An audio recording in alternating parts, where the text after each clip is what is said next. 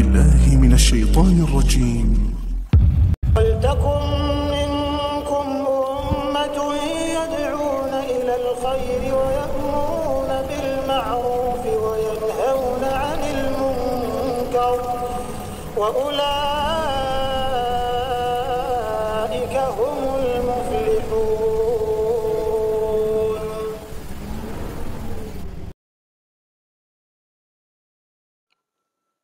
Kaum muslimin dan kaum muslimat rahimani wa rahimakumullah.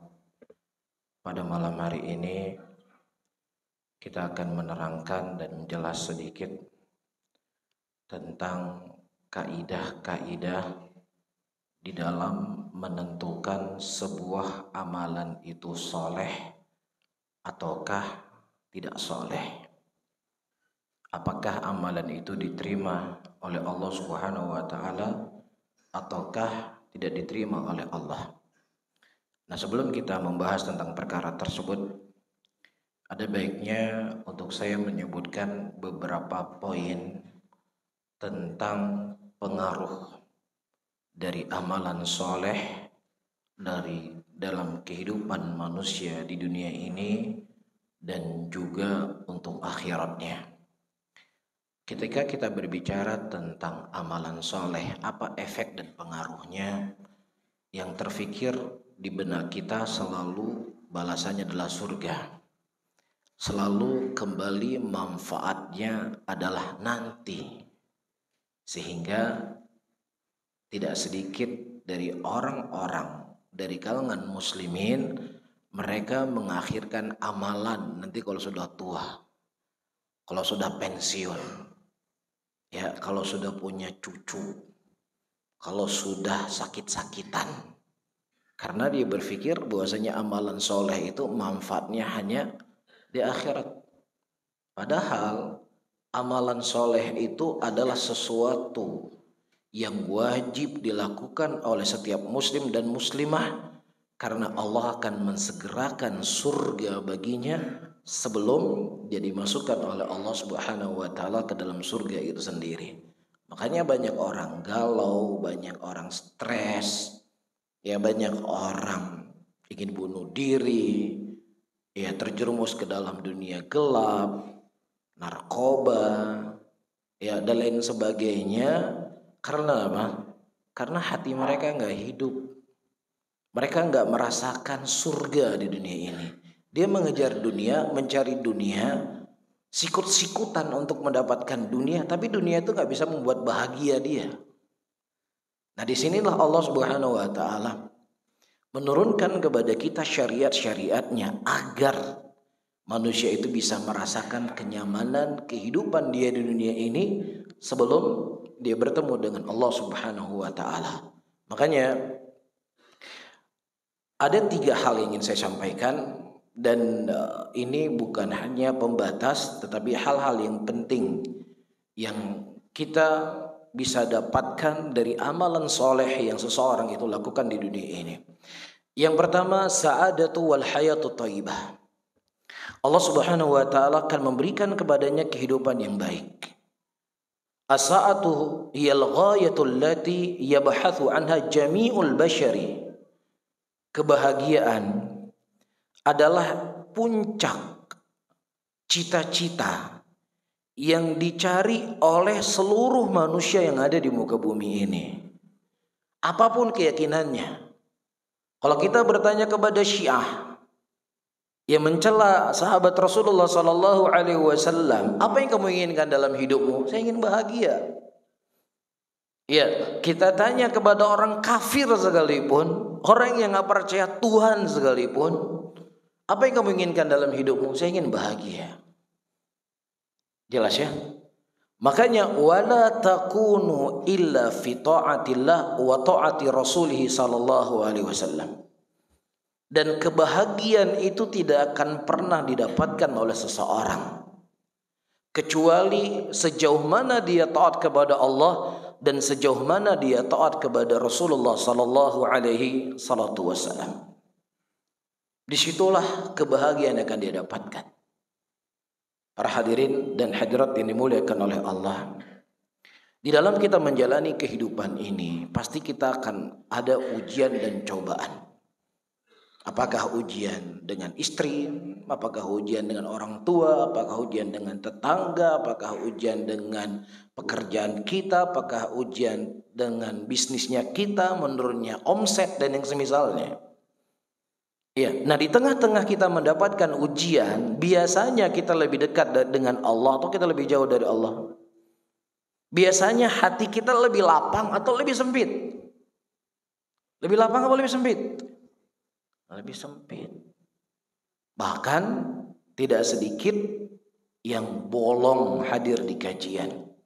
Bahkan tidak hanya sekedar bolong dari kajian, bolong sholat berjamaah. Kenapa? Saya lagi punya masalah. Saya lagi stres. Ya, bisnis saya hancur. Nah, ini menunjukkan kepada kita semuanya, ibadah yang kita lakukan selama ini ternyata nggak memberi efek dalam hidup kita. Karena hakikat dari ibadah, merasakan lezatnya, merasakan manisnya ketika dekat dengan Allah, maka seseorang ketika diuji dan dicoba oleh Allah, seharusnya solusi bagi orang yang beriman, dia semakin mendekatkan dirinya kepada Allah. Itu thamarah dari ibadah yang dilakukan selama ini. Tapi kalau selama ini kita kajian, selama ini kita ibadah, selama ini kita sholat, selama ini kita qiyamul lail, selama ini kita baca Quran, diberikan ujian oleh Allah, kita tinggalkan itu semuanya. Iya, coba kita lihat kehidupan orang-orang saleh dari kalangan para nabi dan kalangan para rasul.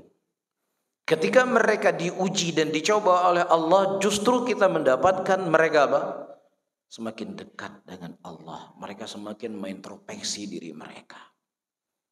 Rabbana dhalamna anfusana wa illam taghfir lana wa tarhamna lanakunna minal khasirin. Ya Rabb kami telah menzalimi diri-diri kami. Kalau seandainya Engkau tidak memaafkan kami dan mengampuni kami, maka niscaya kami termasuk dari orang-orang yang zalim. Ini doanya siapa? Doanya Nabi Adam. Beliau diuji, dicoba oleh Allah, diturunkan dari tempat yang paling nikmat dalam surga, dari surga ke dunia yang penuh dengan ujian dan cobaan. Tetapi beliau justru menjadikan itu sebagai jembatan untuk introspeksi diri, bukan semakin jauh dari Allah. Begitu juga Nabi Yunus alaihissalam ketika beliau ditelan oleh ikan, dibawa ke tengah lautan yang sangat gelap gulita, yang laut itu dari atas saja kita lihat gelap, lagi mana lagi dari dalam, dan kemudian dalam perut ikan lagi. Justru beliau berkata, la ilaha illa anta subhanak inni kuntu minadh dhalimin. La ilaha illallah, tidak ada sesembahan yang berhak disembah kecuali dirimu. Maha suci Engkau ya Allah, aku termasuk orang-orang yang zalim. Ya, nabi rasul yang maksum, ya, yang tidak berbuat dosa, yang tidak berbuat kesalahan, diuji oleh Allah, justru mengaku dirinya zalim.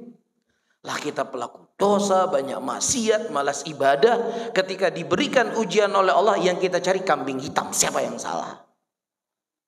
Padahal itu teguran yang Allah menegur dia dengannya. Ini menunjukkan, saya ulangi kembali, ya, amalan soleh kita ada yang salah, ada yang keliru, tidak memberikan efek dalam hidup kita. Ya, Nabi kita SAW ketika diuji dan dicoba oleh Allah Subhanahu Wa Taala dengan ujian yang sangat berat. Kalau ujian itu hari ini ditimpakan kepada kita, mungkin kita bukan hanya cukur jenggot, ya, mungkin kita akan murtad dari agama ini. Tapi Nabi SAW berkata, laqad udhiya Musa akthar min hadza fasabar. Allah telah menguji Nabi Musa dengan ujian lebih besar daripada saya, dan beliau bersabar. Kenapa saya nggak bisa bersabar sebagaimana bersabarnya beliau? Ini efek dari amalan soleh. Allah berikan kepadanya kehidupan bahagia. Apa kata Allah?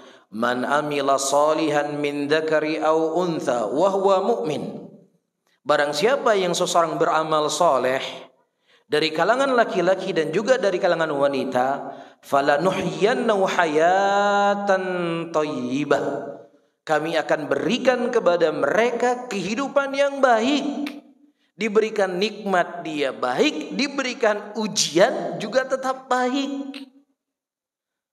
Iya, diberikan nikmat dekat dengan Allah, diberikan ujian juga apa?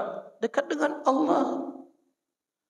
Iya, tapi kalau itu tidak berefek pada diri kita, berarti ada yang salah dengan amalan kita. Ada yang salah dengan keistiqomahan kita hari ini. Ada yang keliru dari niat-niat kita. Bisa difahami ya? Dan disebutkan oleh Ibnu Katsir rahimahullahu taala, wa hadza wa'dun minallah. Dan ini merupakan janji Allah Subhanahu wa taala liman amila salihah. Siapa yang mereka beramal saleh, apa amalan saleh? Wa huwal amalul mutabi li kitabillahi taala wa sunnati nabihi sallallahu alaihi wasallam. Amalan soleh adalah amalan yang mengikuti Al-Quran dan mengikuti sunnah Nabi Sallallahu Alaihi Wasallam dalam keadaan hatinya beriman kepada Allah dan Rasulnya. Dan amalan soleh adalah sesuatu yang disyariatkan dari sisi Allah, sehingga dengannya Allah akan memberikan kepadanya kehidupan yang baik.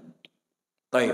Kemudian yang kedua, para hadirin dan hadirat yang dimuliakan oleh Allah, efek dari amalan soleh adalah seseorang akan menjaga keluarganya. Allah akan menjaga keturunannya. Allah akan menjaga harta yang dia punya. Tidak sedikit bapak-bapak dan ibu-ibu hari ini karena khawatir dengan anak-anaknya, sehingga dia jaminkan anaknya di asuransi. Ya, untuk pendidikannya sampai S3. Yang lebih lucunya lagi, asuransinya itu terkadang dia menggunakan ya pada pihak orang-orang yang nggak jelas agamanya. Kan gitu kan? Yang punya asuransi orang Islam atau bukan Islam? Kebanyakan bukan orang Islam. Jaminan sama mereka. Ini asuransi punya naga sekian ini. Gak mungkin dia bangkrut, subhanallah. Padahal Allah Subhanahu wa taala telah memberikan kepada kita solusi yang terbaik. Agar ketika kita meninggalkan anak-anak kita, meninggalkan keturunan kita, yang menjadi jaminan adalah Allah Subhanahu wa taala.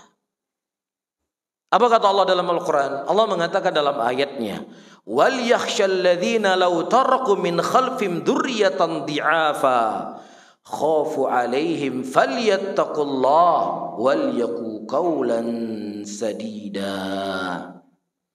Dan hendaknya orang-orang yang mereka khawatir ketika dia meninggalkan anak-anak keturunannya dalam keadaan lemah, dan mereka khawatir akan kesejahteraan dari anak-anaknya, apa solusi yang diberikan oleh Allah? Bukan cari asuransi, bukan Anda membangun bisnis yang banyak, bukan Anda hanya sekadar menabung uang agar anak Anda kalau meninggalnya Anda tidak miskin. Tetapi Allah memberikan solusi, falyattaqullah. Hendaknya kalian semua bertakwa kepada Allah, dan hendaknya kalian semua berucap dengan ucapan yang baik, dengan ucapan yang lurus. Iya, dan ayat ini ditafsirkan dengan surat Al-Kahfi ayat ke-82. Di mana Allah Subhanahu wa taala mengatakan, wa ammal jidaru fakana li ghulamaini yatimaini fil madinati wa kana tahtahu kanzun lahuma wa kana abuhuma salihah. Baik, wa ammal jidaru, adapun jidar ya, fakana li ghulamaini, itu milik dua anak yatim di sebuah kota. Yang di bawah jidar itu ada kanzun lahuma, ada harta orang tuanya yang dijaga oleh Allah Subhanahu wa taala.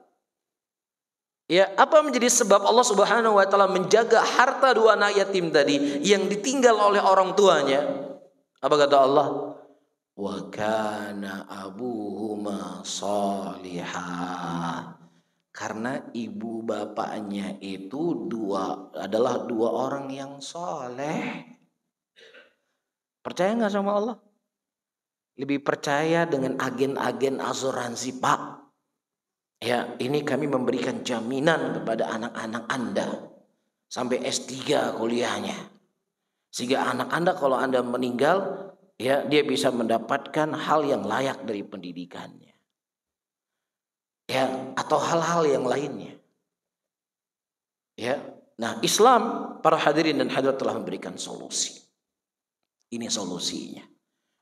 Fa'arada rabbuk ayyablugha ashaddahuma wa yastakhrija kanzuhuma rahmatan min rabbik. Sehingga Allah Subhanahu wa taala menyampaikan dua anak yatim ini sampai dalam keadaan dia balik, yang kemudian baru Allah akan mengeluarkan harta tadi sebagai bentuk rahmat kepada anak tadi karena kesolehan kedua orang tuanya. Disebutkan oleh Muhammad ibnu Munkadir rahimahullahu taala, innallaha taala yahfad 'abdahul mu'min. Allah Subhanahu wa taala menjaga hambanya yang mukmin pada anaknya, pada anak-anaknya, pada anak-anak-anaknya sampai keturunan setelahnya. Ya, ini jaminan dari Allah. Ini jaminan dari Zat yang Maha Kaya. Ya, ini jaminan dari Zat la yukhalifullahu al-mi'ad. Allah tidak akan pernah menyelisih janjinya. Yang ketiga, karena ini bukan inti pembahasan kita, cuman ini muqaddimah yang ingin saya terangkan dan saya jelaskan tentang fungsi amalan soleh itu dan kapan amalan soleh itu akan bermanfaat. Baik. Yang ketiga, sababul tafrij al-humum. Amalan soleh itu memberikan manfaat untuk menghilangkan kegalauan, menghilangkan kesedihan, menghilangkan kegelisahan. Dan amalan soleh itu menjadi sebab Allah Subhanahu wa taala akan menunaikan dari hajat-hajat hamba tadi. Yang walaupun seseorang tidak boleh dia berniat semata-mata untuk perkara dunia. Ya, tetapi inilah sesuatu yang disegerakan oleh Allah Subhanahu wa taala dari orang-orang yang ikhlas ketika mereka beramal soleh. Kata Syekh rahimahullahu taala, "Idza kunta mahmuman." Ketika engkau dalam keadaan sedih, ketika engkau dalam keadaan galau, ya fabadir li a'mali salihat. Maka segeralah engkau beramal dengan amalan soleh, maka engkau akan mendapatkan pengaruh amalan soleh itu sangat luar biasa dalam kehidupanmu.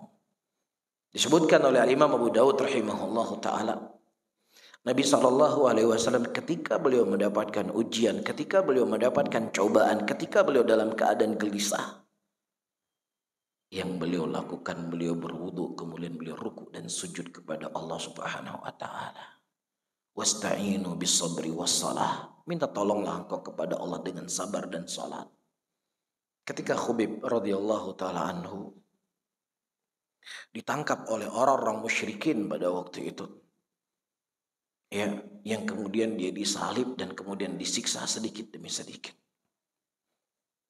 Ya, ditonton oleh ribuan musyrikin dan kemudian mereka bersorak, bunuh dia, bunuh dia, bunuh dia.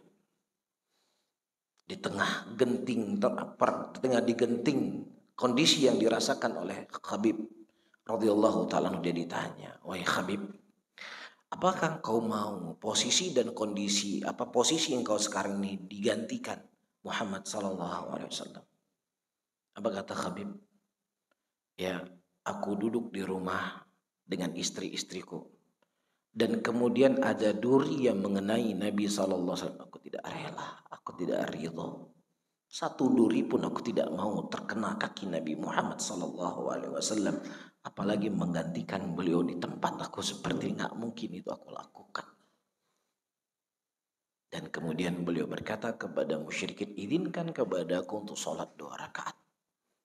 Dan beliau melakukan sholat. Ini kan sering dijadikan dalil oleh sebagian orang yang membolehkan bidah hasanah. Kan begitu? Mana dalilnya? Dari Nabi SAW sholat 2 rakaat ketika sebelum diadab atau sebelum disiksa, sebelum mendapatkan hukuman. Mana dalilnya? Nggak ada dalilnya.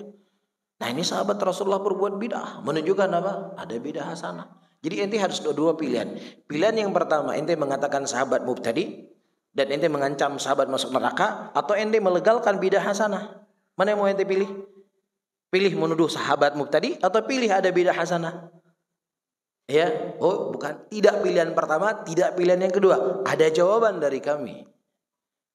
Maksudnya dari kami, dari para ulama kita. Nah ini insya Allah akan jadi pembahasan kita. Cuma dipegang dulu. Syubhat ini kan? Ya syubhat. Atau sudah tahu jawabannya? Baik. Insya Allah nanti kita akan bahas. Baik. Kemudian para hadirin dan hadirat rahimani wa rahimakumullah. Khubayb radhiyallahu taala anhu ketika diizinkan salat 2 rakaat, beliau berkata, kalau seandainya aku tidak khawatir, ya, kalian menganggap aku takut dibunuh, maka aku memanjangkan sholatku. Tapi karena aku khawatir kalian pikir saya takut, saya pendekkan sholat saya. Orang mau dibunuh, dikelilingi oleh manusia ribuan orang, yel-yel bunuh dia, tapi tenang sekali. Kita para hadirin dan hadirat, dari sekian cabang bisnis yang kita punya, satu tutupnya. Ya, itu mukanya cemberut setiap hari. Terkadang yang jadi dampak negatifnya itu sama istri di rumah. Istrinya udah masak, istrinya sudah berhias, istrinya sudah memberikan apapun, marah-marah setiap hari. Iya. Nah, jangan sampai ada penuntut ilmu, orang yang belajar tauhid, orang yang hadir di majelis ilmu, diuji oleh Allah dari harta yang kurang tadi, akhirnya nggak ada ketenangan pada dirinya. Sementara ibadah yang dilakukan oleh seorang muslim fungsinya apa? Menenangkan hati. Makanya Nabi kita Muhammad SAW, para hadirin, istrinya 9 istrinya. Gak ada makanan di rumah yang dimakan kecuali kurma dan air putih saja. Belum lagi masalah-masalah yang lain yang begitu banyak. Tapi beliau berkata, baiti jannati, rumahku surga untuk diriku. Ini thamarah dari amalan. Jadi ketika kita berbicara amalan, kita tidak hanya berbicara saya sudah sesuai dengan rukun dan syaratnya, saya sudah melakukan kesempurnaan dari ibadah. Bukan hanya itu saja pembahasan kita, tapi pembahasan kita sejauh mana amalan itu memberikan efek dalam hidup kita, terkhusus ketika diuji dan dicoba oleh Allah Subhanahu wa ta'ala. Ya, makanya di zaman Covid beberapa waktu yang lalu, banyak di antara teman-teman kajian runtuh, berjatuhan satu persatu. Ya, berjatuhan satu persatu. Ya, dan ini sesuatu yang kita khawatirkan. Jangan sampai kita juga termasuk dari golongan-golongan tersebut ketika ditimpa ujian oleh Allah Subhanahu wa taala. Maka di sini kita perkuat amalan kita, perbaiki amalan kita. Baik, kemudian para hadirin dan hadirat yang dimuliakan oleh Allah Subhanahu wa taala. Allah Subhanahu wa taala atau Nabi kita Muhammad sallallahu alaihi wasallam menyebutkan di dalam hadisnya, ada 3 orang yang dia pada waktu itu berjalan, sebagaimana hadis yang diriwayatkan oleh Ibnu Umar radhiyallahu taala anhu, yang kemudian 3 orang ini berjalan dan kemudian turun hujan yang sangat lebat. Mereka masuk ke dalam goa dan tiba-tiba goa tertutup dengan batu yang besar. Kemudian salah seorang dari antara mereka berkata, "Ud'u Allah bi sholih amalikum yunjikumullah bi sholih amalikum." Kama qala, ya berdoalah kalian kepada Allah agar Allah menyelamatkan kalian dari tutupan batu ini. Ini galau nggak kira-kira? Kondisi terjepit, gua tertutup dengan batu. Antum pernah nggak masuk ke toilet masjid atau toilet umum, tiba-tiba pintunya nggak bisa kebuka? Ana pernah 2 kali itu, masya Allah. Padahal bukan di waktu malam, ada orang di luar. Toiletnya nggak ada lampu, nggak ada jendela. Dibuka-buka pintu nggak? Pernah antum ngalamin? Pernah ya? Iya. Nah, padahal ada HP di kantong kita, bisa telepon atau bisa gedor-gedor karena banyak orang di luar. Itu kita sudah masya Allah. Nah ini terkurung dalam goa. Apa solusinya mereka di tengah kegentingan mereka tersebut?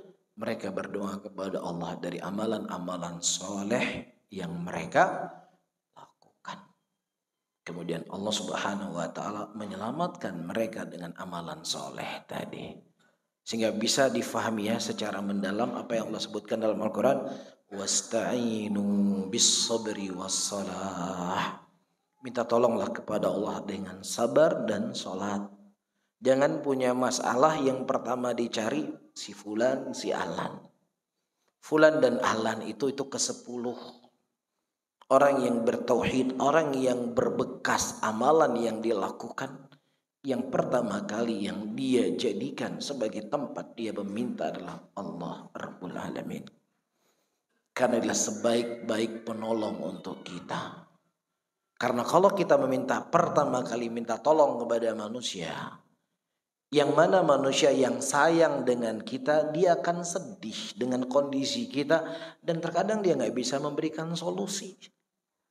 Atau orang yang dia nggak suka dengan kita, benci dengan kita, ini hari raya buat dia.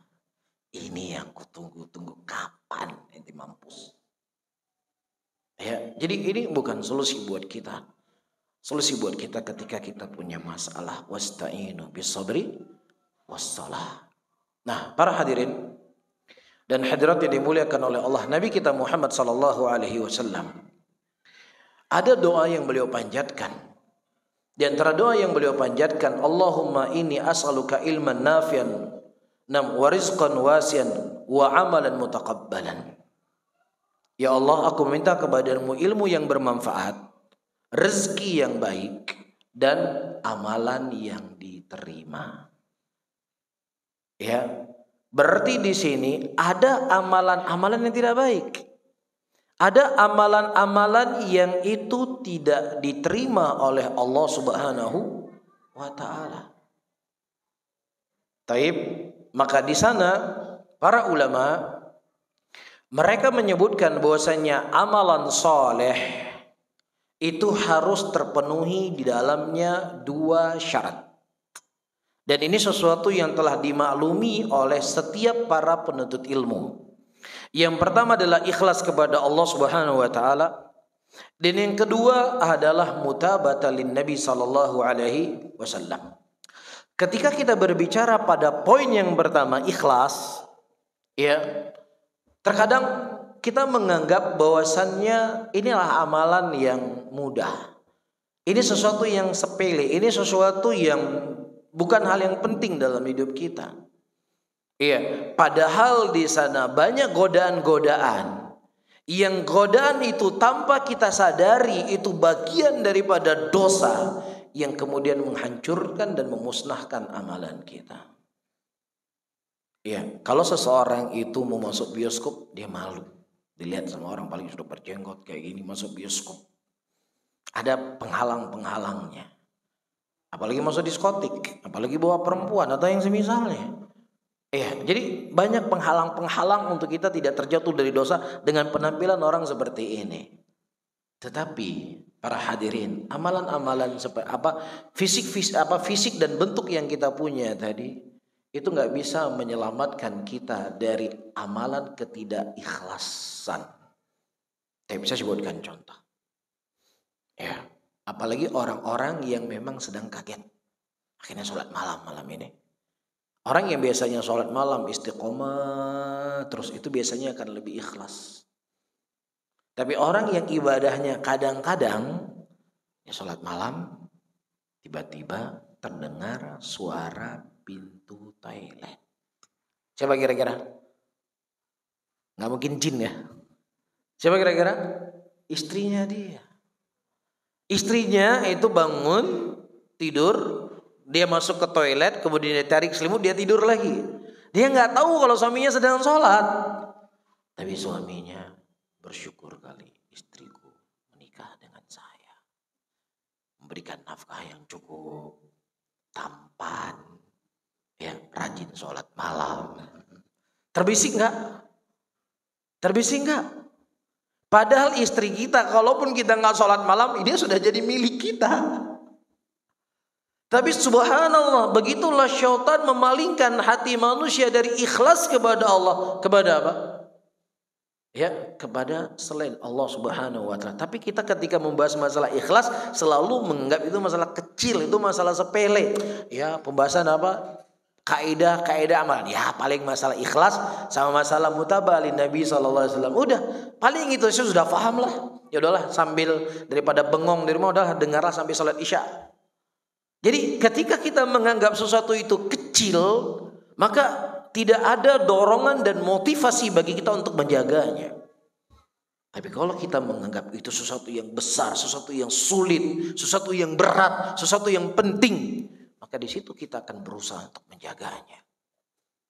Bisa difahami para hadirin, dan ini adalah pondasi yang paling kokoh. Seseorang bisa selalu istiqomah dalam keadaan dia mendapatkan ujian, dalam keadaan dia diberikan nikmat oleh Allah Subhanahu wa taala, dia tidak akan bergerak kakinya, tidak akan mundur langkahnya kecuali dia mengharap ridhonya Allah Subhanahu wa taala, karena itu dibangun dengan keikhlasan. Sesuatu yang ikhlas itu akan abadi. Sesuatu yang ikhlas itu akan kuat. Sesuatu yang ikhlas itu akan kokoh. Tetapi sesuatu yang tidak dibangun dengan keikhlasan itu akan cepat lenyap, hilang, apapun itu namanya. Jelas ya? Kemudian yang kedua, kita fokus di sini para hadirin dan hadirat, yaitu kedua, mutaba'ah lin Nabi sallallahu alaihi wasallam.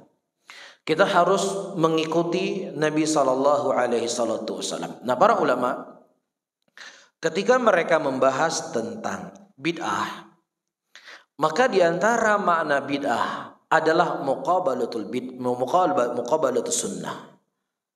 Ya, bid'ah dan sunnah. Jadi kebalikan dari bid'ah adalah sunnah. Kebalikan dari sunnah adalah apa? Bid'ah. Taib. Walaupun di sana ada definisi-definisi sunnah dengan definisi yang lainnya. Tetapi dari sebagian sudut, para ulama ketika mereka menyebutkan apa itu sunnah, itu kebalikan dari bid'ah. Nah, itu diambil dari ucapan Nabi sallallahu alaihi wasallam dari hadis Irbad bin Sariyah radhiyallahu taala anhu, "Alaikum bisunnati wa sunnatil khulafa'i rasyidin al-mahdiyyin tamassaku 'alaiha bin nawajid wa iyyakum wa muhdatsatil umur wa kullu muhdatsatin bid'ah." Kan begitu? Rasulullah mengatakan wajib bagi kalian berpegang teguh di atas sunnahku dan sunnahnya para khulafa rasyidin, dan pegang dengan gigi geram kalian, dan hati-hatilah dengan bid'ah. Dari hadis inilah para ulama mereka menyebutkan bahwasanya di antara salah satu makna daripada sunnah adalah kebalikan dari bid'ah itu sendiri. Dan bid'ah adalah salah satu perkara yang menggugurkan, yang menjadi sebab tertolaknya sebuah amalan seseorang. Bukan hanya sekedar tidak ikhlas. Baik, maka di sini perlu untuk kita mengenal apa itu bid'ah. Nah, bid'ah secara bahasa para hadirin dan hadirat artinya adalah al-ikhtira' ala ghair mithali thabik. Perbuatan atau sesuatu yang baru yang tidak ada contoh sebelumnya. Itu secara bahasa. Baik, maka Allah Subhanahu wa taala mensifati dirinya dengan apa? Badi'. Ya, Allah mensifati dirinya dengan apa? Badi'. Dari kalimat apa? Bid'ah. Apalagi nih, masa Allah bid'ah? Ya, kita berbicara dalam konteks bahasa. Apa konteks bahasa? Al-iktira' ala ghairi mithali sabik. Ya, sesuatu yang baru yang tidak ada contoh sebelumnya. Apa kata Allah dalam Al-Quran? Badi'us samawati wal ard. Surah Al-Baqarah ayat 117. Badi' artinya apa? Allah Subhanahu wa taala menciptakan langit-langit. Allah ikhtira' kepada langit-langit dan bumi-bumi, yang mana langit dan bumi itu belum ada contoh sebelumnya. Nggak ada contoh. Allah jadikan sesuatu yang tidak ada kemudian ada, yang tidak ada contoh sebelumnya. Namanya apa? Badi'. Yani mukhtara'uha wa mawjuduha wa mansya'uha ala ghairi haddin.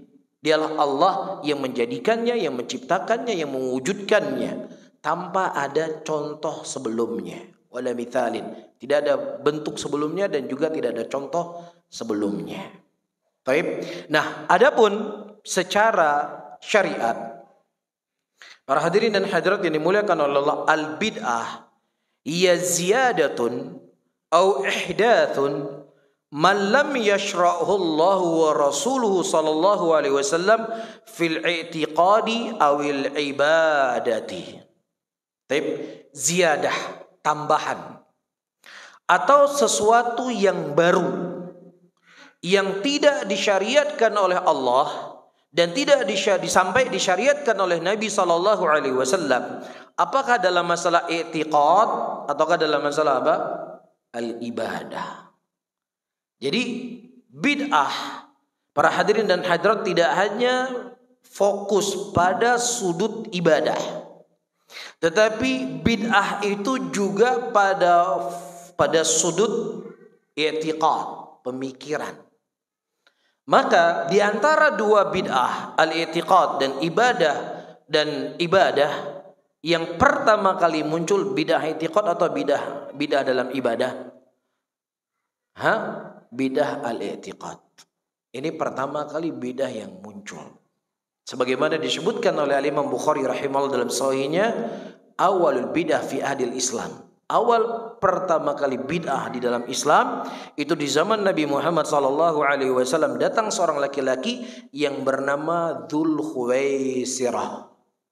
Dia berkata, "I'dil ya Rasulullah, bersikap adillah engkau ya Rasulullah. Sesungguhnya aku tidak melihat keadilan pada diri engkau dalam membagi harta rampasan." Ini pemikiran yang fasid, pemikiran yang jelek, pemikiran yang menyimpang. Iya, dan pemikiran itu tidak ada satupun dari sahabat Rasulullah SAW yang punya pemikiran yang busuk seperti ini. Apa jawaban Nabi SAW? Jawaban Nabi, kalau aku diturunkan kepadaku Al-Quran dan kemudian aku tidak bersikap adil, siapa lagi yang bersikap adil? Siapa? Ya, dan tidak ada satupun sahabat Rasulullah yang punya pemikiran bid'ah seperti dia. Ya, jadi kalau kita berbicara secara garis besar, bid'ah al-i'tiqad itu jauh lebih berbahaya daripada bid'ah yang sifatnya al-amali. Kemudian masuk lagi dalam bid'ah i'tiqad apa? Masuk kelompoknya Jahmiyah, masuk kelompok Mu'tazilah dan seterusnya.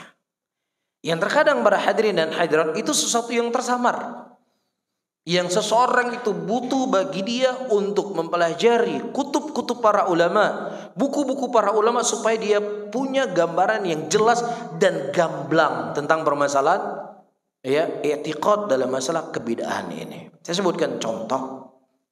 Ada seseorang yang cukup populer dan dikenal. Beliau mengatakan bahwasannya i'tiqadus salaf, manhajus salaf di dalam masalah asma wa sifat adalah at-tafwid. Ya, tentang masalah nama dan tentang sifat-sifat Allah, keyakinan Ahlus Sunnah adalah tafwid. Pemikiran salaf adalah tafwid. Apa itu tafwid? Ketika Allah mengkhabarkan kepada kita Ar-Rahmanu 'ala 'arsy istawa. Baik, maka orang-orang mufawwid mengatakan, udah kita jangan ribut-ribut. Ya, jangan memecah belah muslimin.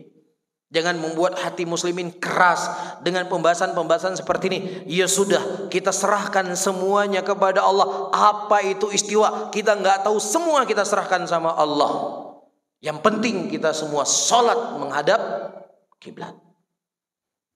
Kan begitu kan? Yang kedua, yang penting walaupun nggak diucapkan, ya, yang penting nanti di zaman-zaman politik kita harus punya pilihan yang sama. Kalau pilihannya beda, masalah ini. Ya, kan begitu. Tapi dalam masalah i'tiqad, dalam masalah keyakinan, dalam masalah usul agama, ya, cari cara selamat. Pakailah kaidah mufawwid dan itu dinisbatkan kepada salaf. Dan ini adalah, para hadirin, ada dua kemungkinan. Kemungkinan yang pertama, ketidaktahuan tentang manhajus salaf, tentang masalah asma dan sifat Allah. Atau yang kedua, ya, memang segera melakukan talbis untuk menipu umat Islam, ya, dan untuk mengumpulkan manusia. Kan gak aman kita kan? Kira-kira diusir nggak pengajian? Udah lah, nggak usah ribut-ribut istiwa dan udah serah sama Allah saja. Nggak ada masalah kita kan? Bermasalah nggak di masyarakat? Nggak masalah. Ini baru bijak, ini baru orang arif, ini luar biasa ini. Ya, makanya di khutbah Jumat tadi kita katakan apa? Wa iyyaka wara'ir rijal. Hati-hati kamu dengan pemikiran-pemikiran manusia, walaupun terkadang dihiasi dengan hiasan-hiasan yang indah, ucapan-ucapan batilnya mereka. Faham? Dan para ulama Ahlussunnah mereka mengatakan bahwasanya akidah mufawwid adalah akidah yang paling jelek daripada akidah Ahlul Bid'ah. Ya, dia lebih pecat daripada Mu'tazilah. Ya, terkadang dia lebih pecat daripada Jahmiyah. Kenapa? Ya, berarti banyak ayat-ayat dalam Al-Quran Allah menyebutkan tentang sifat-sifatnya, Allah menyebutkan nama-namanya, kita nggak tahu maknanya apa, nggak tahu kita. Ketika kita mengatakan ya Sami, ya Alim, kita nggak tahu apa itu Sami. Kalau ente nggak tahu apa itu Sami, gimana ente memanggil Allah? Faham nggak? Ahlussunnah mereka mengatakan istiwa secara bahasa adalah tinggi, kita ketahui maknanya, kita ketahui lafadznya, tetapi bagaimananya itu kita serah sama Allah. Itu akidah Ahlussunnah. Adapun akidah mufawwid maknanya hakikatnya semua serahkan sama Allah. Jangan bahas-bahas ini. Allah yang lebih tahu tentang apa itu maksudnya. Ini manhaj, biasanya manhaj ikhwani untuk selamat. Jangan cinggung-cinggung masalah materi bahaya ini. Bisa pecah belah umat Islam. Nauzubillah. Baik, kita azan salat dulu. Al-muadzin yu'adzin. Barakallahu fikum. Kita lanjutkan para hadirin dan hadirat yang dimuliakan oleh Allah. Sudah bisa dibedakan ya, mana akidah mufawwid, mana akidah Ahlussunnah. Imam Malik rahimahullah berkata apa? Al-istiwa ma'lumun. Dari sisi apa? Bahasanya maklum. Dan dari sisi mufawwid enggak maklum, enggak diketahui. Allah yang mengetahui semuanya, kita enggak tahu. Jelas, maka ini jelas adalah kedustaan atas nama salaf. Dan ini sifatnya lebih tersembunyi.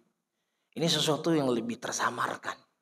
Maka disinilah kita butuh kekuatan, butuh ilmu yang kokoh untuk mengenal manhaj salaf. Ya, kemudian para hadirin kita kembali kepada kaidah yang saya sebutkan tadi. Fal bid'atu hiya ziyadatun aw ihdatsun. Ziyadah atau perkara-perkara baru yang tidak disyariatkan oleh Allah dan Rasulnya dalam masalah i'tiqad dan masalah ibadah. Tapi saya sebutkan dua hal.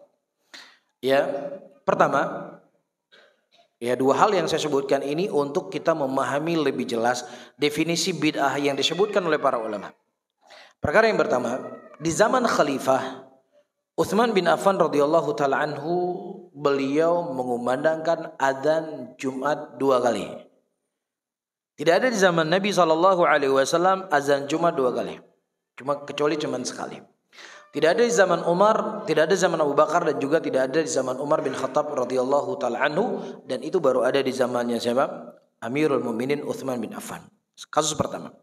Kasus yang kedua, di zaman Nabi SAW sebagaimana dikhabarkan oleh Aisyah radhiyallahu taala anha bahwasanya Nabi SAW tidak menambah dari salat malamnya lebih dari 11 rakaat. Dan justru kita dapatkan riwayat di zamannya Umar bin Khattab, beliau memerintahkan Ka'b bin Malik dan kemudian diikuti oleh para sahabat yang hidup pada waktu itu dan ulama untuk salat tarawih lebih dari 11 rakaat. 23 rakaat dan juga disebutkan 33 rakaat. Dan ini adalah hal yang sahih. Jadi jangan terburu-buru. Ketika antum memahami bid'ah dengan pemahaman antum sendiri, bukan pemahaman para ulama kita, pemahaman antum sendiri, datang orang membawa kisah ini, nggak ada kisah doif itu, palsu itu. Kan begitu? Hah? Jadi kita jadikan sesuatu kebenaran itu adalah pemahamannya kita pribadi, bukan pemahaman para salaf. Ya, jadi itu mewakili antum, tidak mewakili salaf. Itu perlu digarisbawahi. Baik.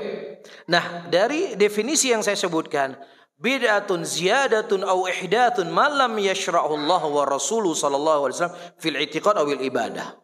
Tambahan atau sesuatu yang baru yang tidak disyariatkan oleh Allah dan Rasulnya dalam masalah i'tiqad, dalam masalah ibadah. Apakah dengan definisi ini kita mengatakan bahwasannya Jumat dan Jumat 2 kali bid'ah? Halo? Hah? Bid'ah atau enggak?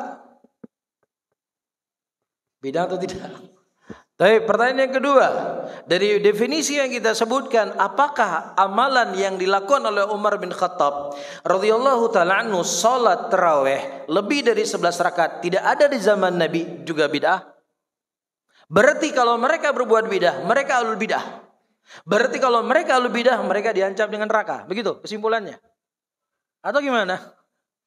Atau sepakat dengan saudara-saudara kita muslimin di sana, ya udah berarti ada bidah hasanah, ada bidah sayyi'ah. Nah, perbuatan Umar adalah bidah hasanah. Perbuatan Utsman bin Affan adalah bidah hasanah. Sepakat dengan bidah hasanah? Atau yang mana?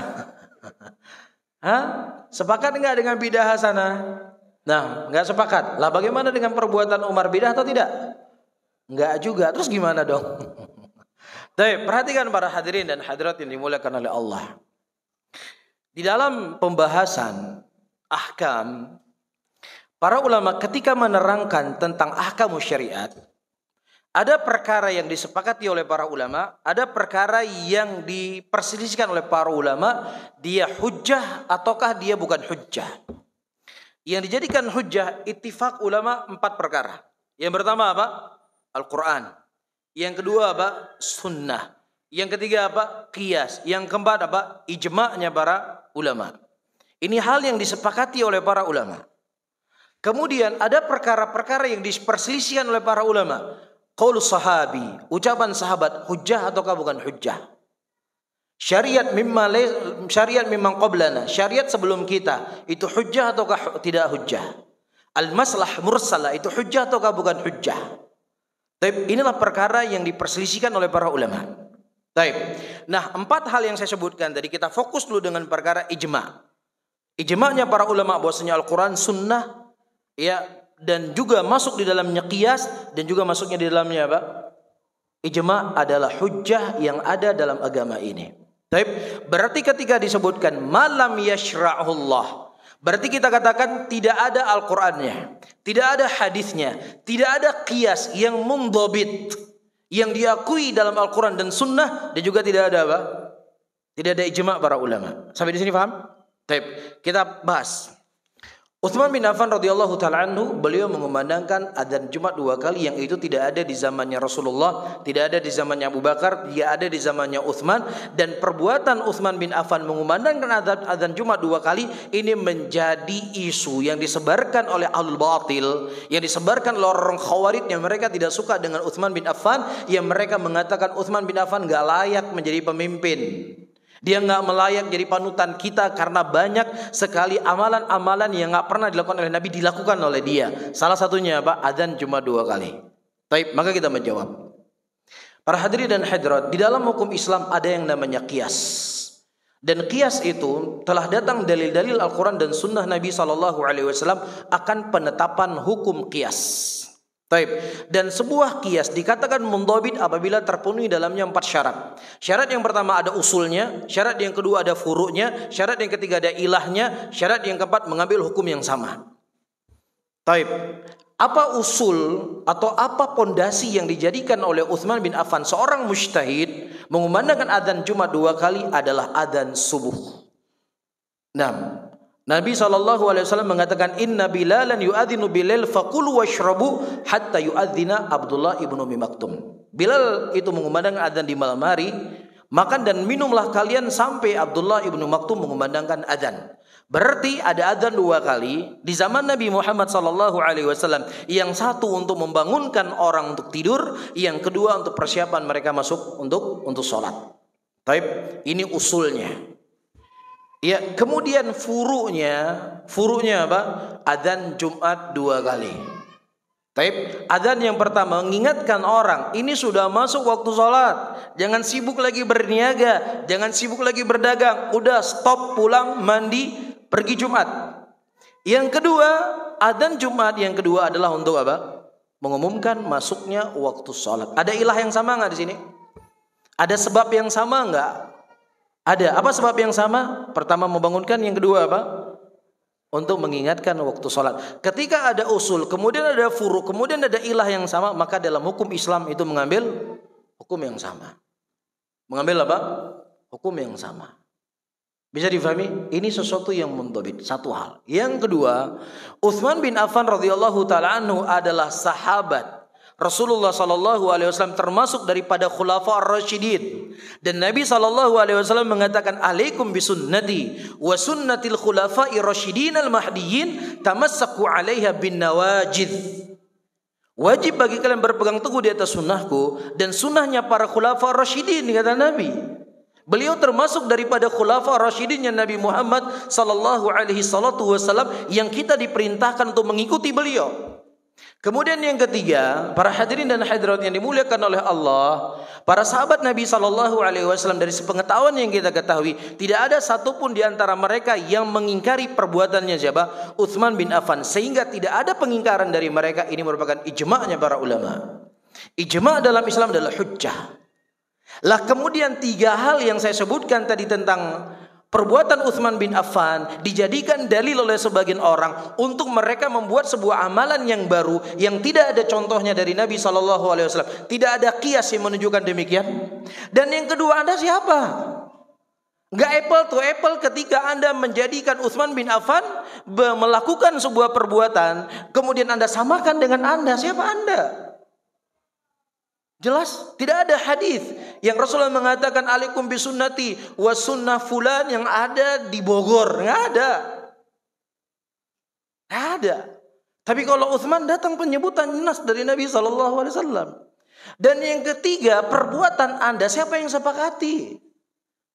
Ya, yang sepakati golongan Anda itu pun nggak semua golongan Anda. Karena kalau kita datangi masjid-masjid itu dikiranya beda-beda. Betul nggak? Kalau ini diawali sama ini, yang sana awali ini, yang sana lain lagi beda-beda. Itu satu kecamatan, gimana satu kabupaten, beda-beda semuanya. Bisa difahami para hadirin? Ya, sehingga apa yang kita katakan, malam yashra'ullah, apa yang tidak disyariatkan oleh Allah. Taib, makanya para ulama ketika mereka mengatakan kembali kepada salaf, kalau sudah habis waktunya sampaikan ya. Kembali kepada salaf, kata para ulama kembali. Bagaimana mereka para salaf mempraktekkan secara ain bil ain, plek seperti itu. Dan juga kembali kepada salaf, kembali kepada kaidah-kaidah yang disepakati oleh para ulama salaf yang itu walaupun tidak mereka lakukan. Tapi ada kaidah dalam salaf, hal yang disepakati oleh para ulama salaf. Tidak ada di zaman itu, tapi kaidah itu dibangun. Bisa difahami? Makanya contohnya kenapa kebanyakan para ulama ketika di masa Covid kita disuruh sholat renggang. Kenapa? Di zaman Nabi terjadi virus, terjadi ini dan itu, wabah, tetapi tidak ada yang mereka lakukan apa? Salat renggang. Berarti nggak ada di zaman salaf, nggak boleh kita lakukan. Kita tidak mengatakan salah, silakan Anda memahami demikian. Tetapi para ulama ketika mereka menjelaskan tentang kembali kepada salaf adalah kembali bagaimana salaf mempraktekkan dan juga kembali dalam kaidah-kaidah dalam salaf itu sendiri. Apa kaidah dalam salaf? Kaidah dalam salaf yang disepakati oleh mereka la dhar wa la dirar. Tidak boleh memberikan mudarat pada dirimu dan tidak boleh memudaratkan orang lain. Ini hal yang disepakati oleh para ulama salaf. Taib. Dan juga hal yang kedua disepakati oleh para ulama salaf, antum a'lamu bi umur dunyakum. Kalian lebih tahu tentang perkara dunia kalian. Jadi segala sesuatu itu diserahkan pada ahlinya. Ketika kita berbicara tentang penyakit, tentang virus, maka yang berhak berbicara adalah virus, ahli virus, yang kemudian dari ahli virus itu dihukumi para ulama. Oh begini, oh begini, oh begini, oh begini. Taib. Berarti kalau memang wabahnya ini tersebarnya melalui udara dan memberikan efek penularan, maka dalam kaidah salaf la dhar wa la dirar. Jangan kamu memberikan mudarat pada dirimu dan jangan memberikan mudarat kepada orang lain. Taib. Nah, bisa saja virus di zaman Nabi yang penyebarannya itu bukan melalui droplet ya. Bukan melalui udara, mungkin penyebarannya bab yang lainnya. Tidak ada hal yang dikhawatirkan untuk mereka rapat dalam saf. Nah, ketika di sini dikhawatirkan, maka itu kembali kepada salaf. Walaupun tidak ada di zaman salaf, tapi kaidah-kaidah salaf itu berlaku di situ. Itu penting. Itu dijelaskan oleh para ulama dalam buku-buku mereka. Dijelaskan oleh mereka dalam kaidah. Kembali kepada salaf, kembali bagaimana mereka mempraktekkan dan kembali kaidah-kaidah yang ada dalam salaf itu sendiri. Bisa difahami, karena kalau seandainya semua harus ada di zaman salaf, tidak kita pakai poin yang kedua, maka banyak sekali hal-hal yang nggak bisa kita lakukan. Apa hal yang nggak bisa kita lakukan? Nggak bisa buka pesantren nanti. Ya, mana pesantren dalilnya kurikulumnya 4 tahun mana? S1 4 tahun, S2 7 tahun, mana dalilnya? Kan kerepotan kan? Tapi ada kaidah-kaidah salah hifdzuddin, hifdzul agama dan seterusnya dari ya hal-hal yang dimaklumi di zaman Nabi SAW. Di zaman Nabi, ya, Al-Qur'anul Karim itu tidak dibukukan. Ya, tetapi ada di sana hal-hal yang membuat Al-Qur'an itu terjaga karena apa? Banyaknya para penghafal Al-Qur'an. Ada di sana hal-hal yang bisa menjaga Al-Quran, penghafal. Tetapi setelah meninggal Nabi Muhammad SAW, di zaman Abu Bakar, di zaman setelahnya, Al-Quranul Karim dikumpulkan menjadi satu mushaf. Dan kaidah itu tidak bisa kita katakan bid'ah, karena sudah ada kaidah di zaman Nabi adalah menjaga agama. Dan bentuk menjaga agama yang difahami oleh para sahabat Nabi adalah mengumpulkan Al-Quran yang terpisah-pisah itu, yang mana sudah tidak banyak lagi para penghafal Al-Quranul Karim. Bisa difahami di sini para hadirin. Inti yang ingin saya sampaikan, bab ini kita sebagai seorang penuntut ilmu, kita ya, jangan bermudah-mudahan dalam membidahkan sebuah permasalahan hanya sekedar simple kita tahu itu tidak ada di zaman Nabi. Baik, itu pun tidak ada di zaman Nabi. Bukan saya dan antum yang berbicara adalah para ulama yang mereka telah menelaah buku-buku, berguru dengan ribuan para ulama. Ya, kita yang baru menghafal 10 hadis, Arba'in Nawawi 40 hadis, itu pun kadang enggak tamat-tamat. Ketika ditanya sebuah permasalahan, apa hukumnya ini? Hukum ini bid'ah, enggak ada dalilnya. Masya Allah. Ente tahu dari mana enggak ada dalilnya? Jangan-jangan hadis ke nomor 11 yang belum ente hafal, itu dalilnya. Iya, jangan-jangan dalil di hadis nomor 41 yang belum kamu hafal, itu dalilnya.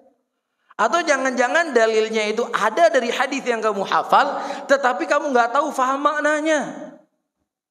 Jangankan kita seorang thalibul ilm, ya, terkadang sebuah nas itu tidak difahami oleh sebagian para sahabat, difahami oleh sahabat yang lainnya. Iya, itu nas, itu kaliber sahabat.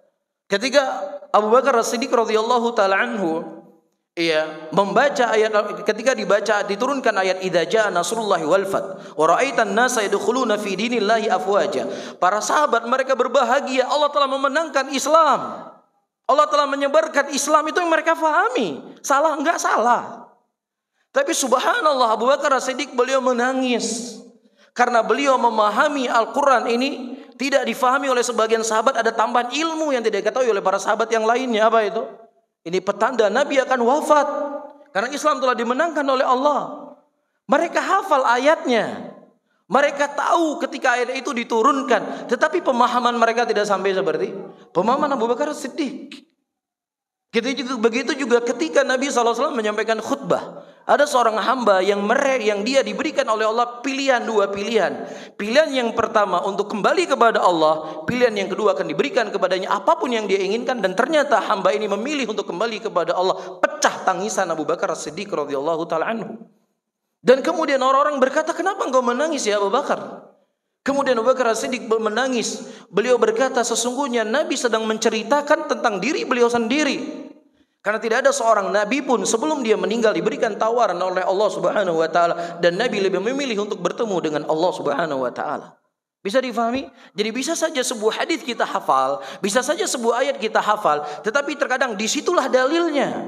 Cuman kita memahami secara letterlek, secara tekstual. Makanya di sini ada perkara-perkara para hadirin yang kita harus kembali kepada para ulama. Dan kembali kepada para ulama adalah manhajus salafiyah. Kembali kepada ulama adalah asas yang sangat agung dalam manhajnya Nabi Muhammad SAW. Sehingga enggak pantas seorang talibul ilm mengatakan kita enggak butuh ulama. Apa ulama-ulama semuanya Quran dan Sunnah? Ini keliru.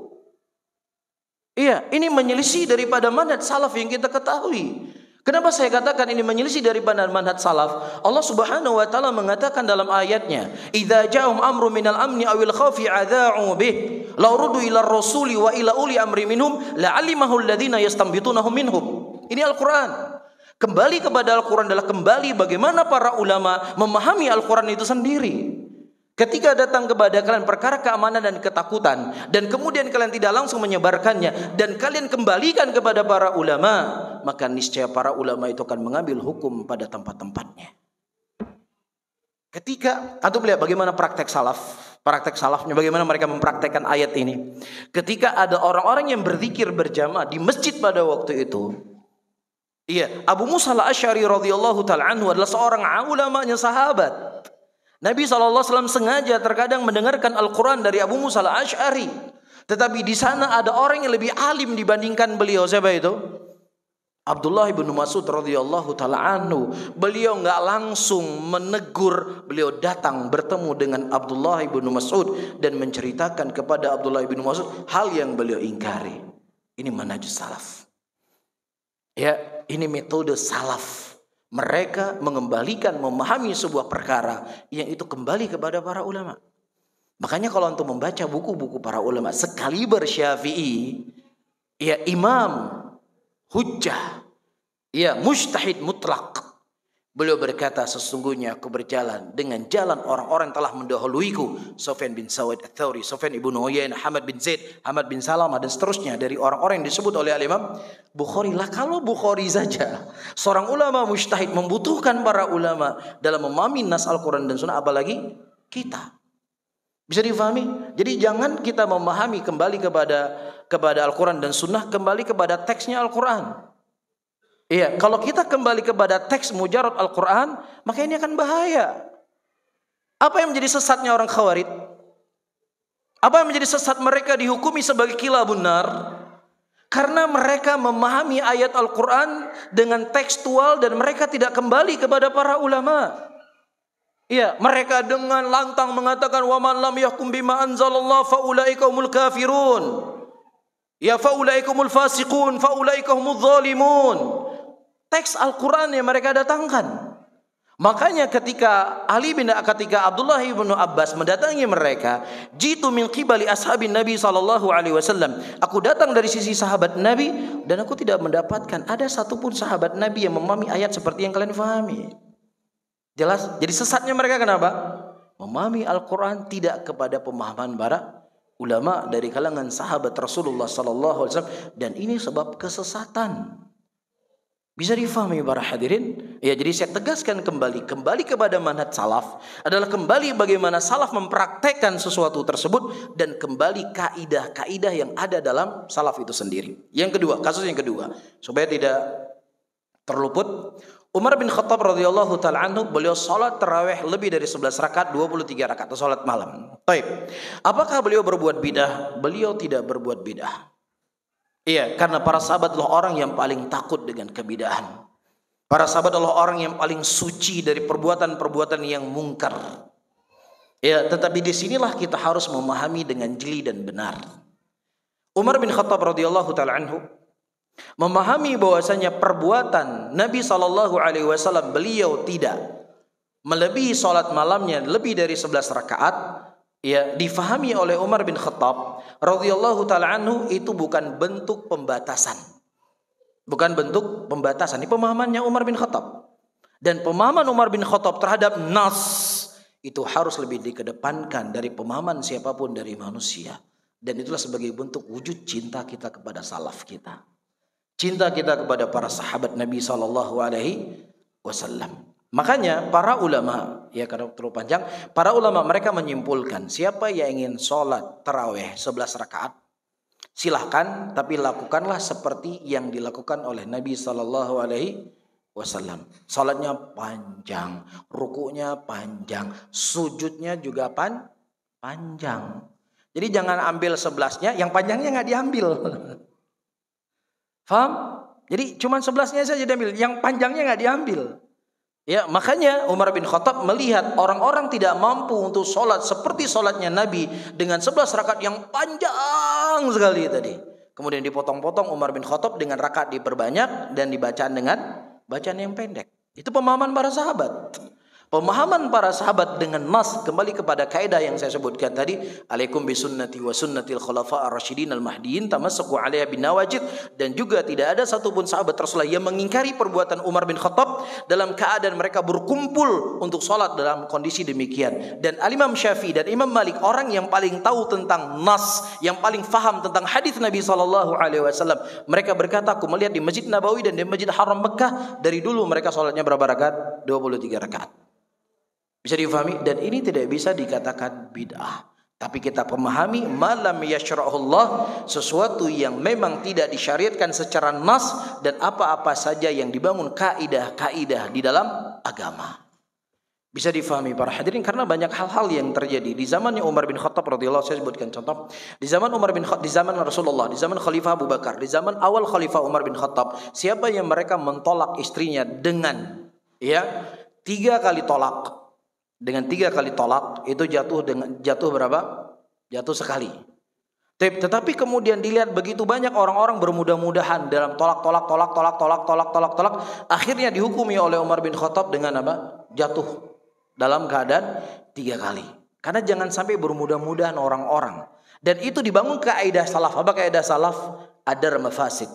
Menutup pintu-pintu kejelekan, dan menutup pintu-pintu kejelekan ada ada syariat di dalam agama ini. Tetapi itu kembali kepada para ulama mujtahidin, kembali kepada orang-orang yang mengerti tentang dalil Al-Quran dan Sunnah, dan itu bukan makomnya kita.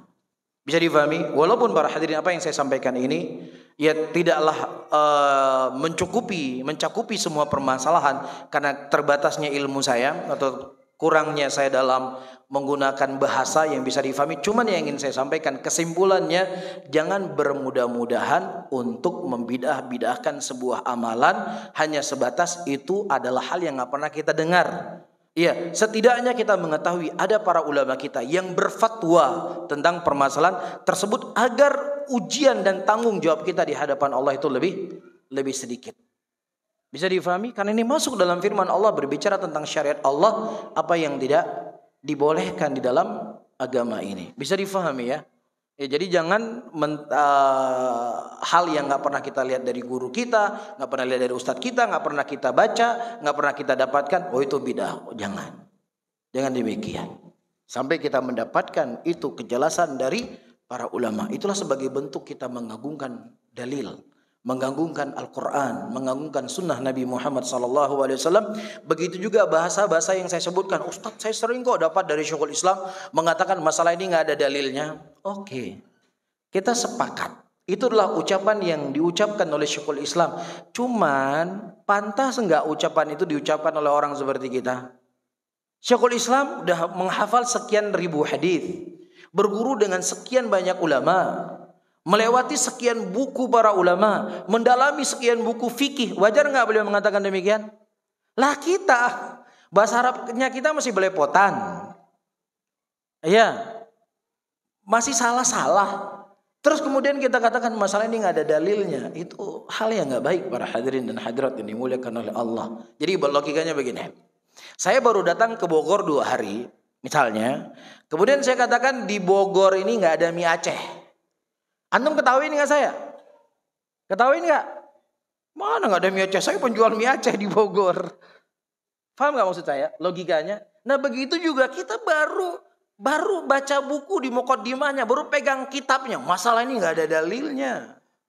Gimana nggak ada dalilnya? Udah berapa dalil ente hafal? Udah berapa buku yang sudah ente baca? Sudah berapa ulama yang ente sudah datangi?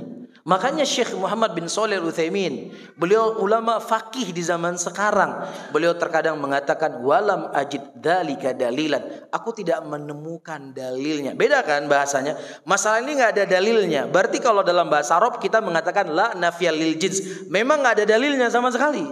Tapi Syekh Ibnu Utsaimin mengatakan aku tidak menemukannya. Bisa saja ditemukan oleh orang lain. Atau lihat bagaimana hati-hatinya para ulama terhadap dalil. Bagaimana hati-hatinya mereka berbicara tentang agama. Bisa difahami ya.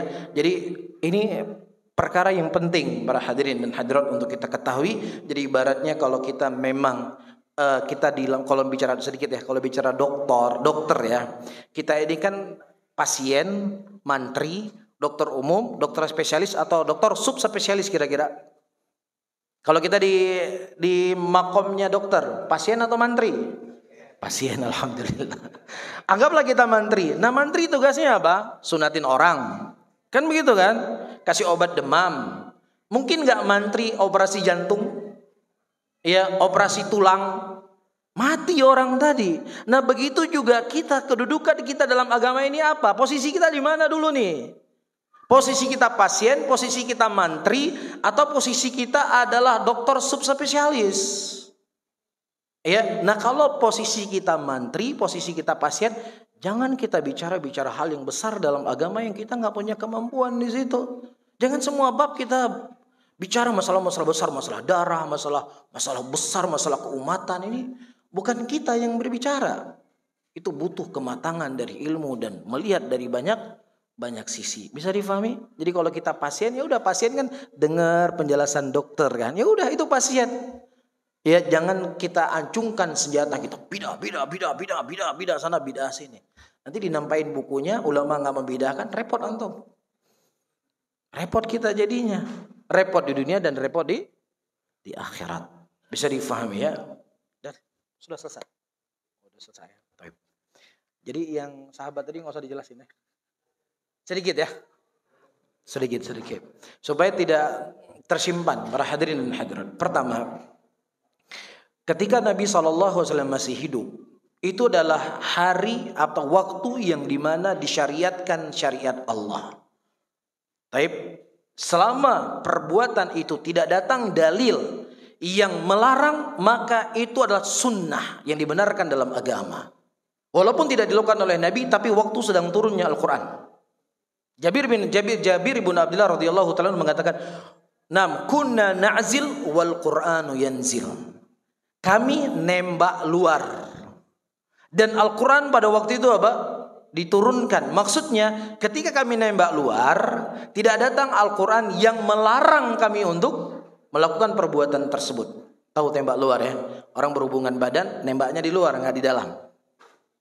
Ya, itu dilakukan oleh para sahabat Nabi, kan nggak mungkin dilakukan di depan umum kemudian turun ayat Quran di situ. Tapi mereka mengatakan Al-Quran, kami melakukan tembak luar dan Al-Quran turun. Maksudnya tidak dilarang dalam Al-Quran. Nah, apa saja yang dilakukan oleh para sahabat di zaman Nabi SAW masih hidup? Iya, kalau tidak datang ayat Al-Quran yang menegur perbuatan mereka, maka perbuatan mereka itu sunnah Nabi SAW, yaitu iqrar dari langit ketujuh. Ini satu hal. Dan itu terjadi di zaman siapa? Di zamannya siapa? Di zaman diturunnya syariat. Paham? Sehingga bagaimana Anda melakukan sebuah amalan berdalilkan dengan kisah Ka'b, dengan kisah Khubayb, dalam keadaan bukan waktu diturunnya Al-Quran Anda membolehkan. Itu langsung dari langit ketujuh mengikrarkan perbuatan tersebut. Yang kedua, para hadirin, ayat Al-Quran, wasta'inu bisabri wassalah, minta tolonglah kamu kepada Allah dengan salat dan juga dengan puasa, dengan sabar. Dan juga telah datang hadis dari Abdullah dari dikeluarkan oleh Imam Abu Daud, Nabi SAW ketika beliau ada masalah dalam hidup beliau, maka yang beliau jadikan solusi apa? Salat. Bisa difahami? Jadi jelas nasnya dari perbuatan Nabi dan nas jelas dari Al-Quran, dan itu sesuatu datang sedang turunnya syariat, maka sesuatu yang datang turun syariat tidak datang pelarangannya dari Al-Quran, maka itu sunnah Nabi Muhammad SAW. Sehingga batallah ketika orang-orang menjadikan dalil Khubayb radhiyallahu ta'ala anhu melegalkan bid'ah hasanah yang itu tidak ada batasannya, sehingga segalanya itu dianggap sebagai amalan kebajikan, padahal itu bukan amalan kebajikan sama sekali. Wa ila Syekh Ibnu Utsaimin rahimahullah menyebutkan ada 6 poin sebuah amalan itu dianggap muwafaqah dengan sunnah Nabi SAW. Saya sebutkan sedikit. Yang pertama, sebabnya harus sama. Yang kedua, jenisnya harus sama. Yang ketiga, bentuknya harus sama. Yang keempat, jumlahnya harus sama. Yang kelima, zamannya harus sama. Yang keenam, maka tempatnya harus sama. Ketika 6 perkara ini seseorang beribadah kepada Allah bukan dari sebab yang disyariatkan dalam agama ini, maka itulah amalan yang tertolak. Salat malam adalah hal yang disunahkan. Kemudian dia mengkhususkan salat malam ketika hari Isra dan Mi'raj, dia mengajak manusia, mengumpulkan manusia melakukan salat malam bersama-sama, baca Quran sama-sama, dengan sebab turunnya apa? Di Isra dan di Mi'rajnya Nabi SAW. Maka apakah sebab ini datang dari Nabi? Datang nggak dari Nabi? Kalau seandainya sebab ini tidak datang dari Nabi, maka ini adalah amalan tertolak. Walaupun ada asal sholat malam, itu hal yang disunahkan. Tapi ketika Anda menjadikan sebab yang tidak dijadikan sebab oleh Nabi, maka itu amalannya tertolak hukumnya. Bisa difahami ya? Seseorang membaca surat Yasin di malam Jumat secara khusus misalnya. Secara khusus. Boleh atau tidak boleh? Kalau seandainya tidak datang dalil yang mengkhususkan perbuatan membaca surat Yasin di malam Jumat, maka amalan tersebut apa? Tertolak, karena nggak ada sebab yang khusus. Tetapi seseorang membaca surat Al-Kahfi di malam Jumat secara khusus, dia membaca, boleh atau tidak boleh? Boleh, karena datang dalil yang mengkhususkan untuk kita membaca apa? Surah Al-Kahfi di malam Jumat. Nah, ini adalah sesuatu yang sulit diterima oleh orang, tetapi mereka mudah untuk menerima dalam bab al-adat. Apa itu adat? Jumlah. Seseorang sholat duhur, saya hari ini kosong, nggak kerja, hari Ahad, daripada saya bengong, mendingan saya sholat duhur 7 rakaat hari ini. Baik nggak tujuan saya? Baik ya. Nah, orang-orang yang mereka melegalkan bid'ah, setuju dengan kita sholat duhur 7 rakaat? Nggak setuju. Kenapa mereka nggak setuju? Karena nggak ada jumlahnya dari Nabi SAW. Lah seharusnya kalau Anda tidak menerima dari sisi jumlah, karena tidak ada di zaman Nabi, kenapa Anda menolak dari sisi sebab, yang itu sebabnya tidak ada di zaman Nabi? Nggak ada bedanya. Bisa difahami? Contoh yang kedua, kita melakukan ibadah haji di Bogor, sejuk di puncak, sejuk nggak? Ya, di sana panas. Kalau haji hari ini 60 juta, ya sudah, kita buat haji di Indonesia 10 tahun saja di Indonesia, hanya mengambil 30 juta.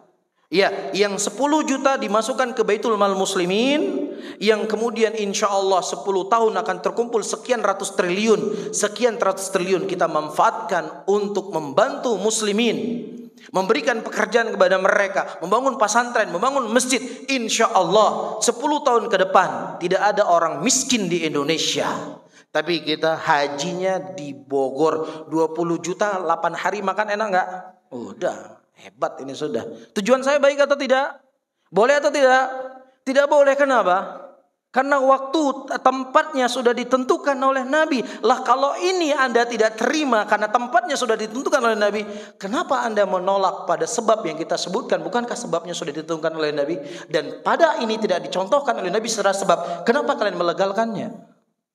Bisa difahami di sini? Wallahu ta'ala a'lam bishawab. Mungkin ini bisa saya sampaikan. Mudah-mudahan bermanfaat untuk saya sendiri dan kepada antum semuanya. Saya tutup. Subhanallah wa bihamdika asyhadu an la ilaha illa anta astaghfiruka wa atubu ilaik. Wassalamualaikum warahmatullahi wabarakatuh.